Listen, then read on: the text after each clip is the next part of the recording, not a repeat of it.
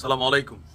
আমি যখন এই ভিডিওটি করছি তখনও আমাদের এনসিপি যেই নতুন রাজনৈতিক দল জুলাই অভ্যুত্থানে আহতদের মাধ্যমে বা এই অভ্যুত্থানের যারা নায়ক আছেন তাদের কর্তৃক যে রাজনৈতিক দল আজকে আত্মপ্রকাশ করেছে, সেখানে অনেকজন অনেক বক্তব্য দিয়েছে। তবে এই দলটির যিনি প্রধান হিসাবে এই মুহূর্তে আছেন জনাব নাহিদের বক্তব্যে এখানে প্রত্যেকটা রাজনৈতিক দলের প্রতিনিধিরা ছিলেন, তবে একটা বক্তব্য খুব সুন্দর দিয়েছেন। আমার কাছে এই বক্তব্যটা ভালো লাগছে যে যেভাবেই নেন যে বাংলাদেশে ভারতপন্থী পাকিস্তানপন্থী কোনো রাজনীতি চলবে না, বাংলাদেশকে আর কখনো বিভাজিত করা যাবে না।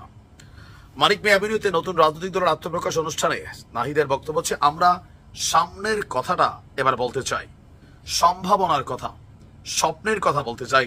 সেই স্বপ্ন বাস্তবায়নে আজ আমরা এখানে এসেছি।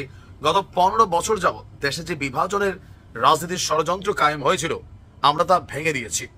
তো এখন এই যে তার বক্তব্যের খুবই গুরুত্বপূর্ণ অংশ, ভারতপন্থী পাকিস্তানপন্থী, জামাত ইসলামের রাজনীতি এদেশে পাকিস্তানপন্থী রাজনীতি, আওয়ামী লীগের রাজনীতি এদেশে ভারতপন্থী রাজনীতি, বিএনপির রাজনীতি এদেশে ভারতপন্থী আপনার রাজনীতি, কিছুটা পাকিস্তানপন্থী হিসেবেও জামাতের সাথে কানেক্টিভিটির কারণে বা বিভিন্ন বক্তব্যেও অনেকে মনে করে থাকেন।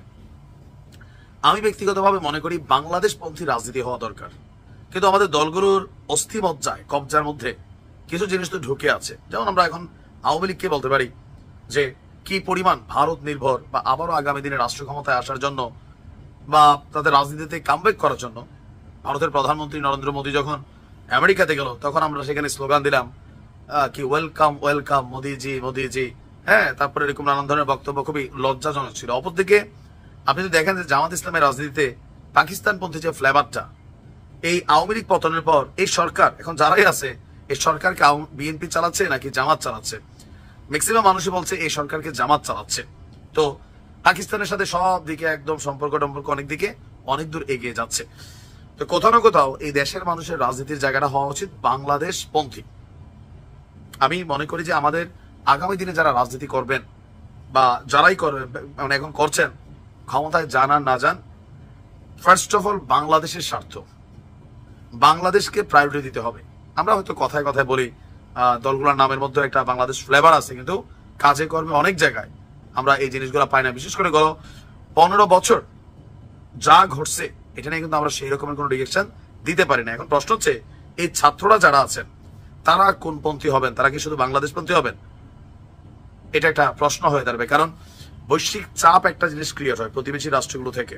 আর ওই যে একটা রাষ্ট্র অভ্যুত্থানের পর বা উত্থানের পর, জন্মের পর, এই যে পলিটিক্যালি কোন দেশের প্রতি নির্ভরশীলতা, এটা বাংলাদেশেরও কিন্তু আছে।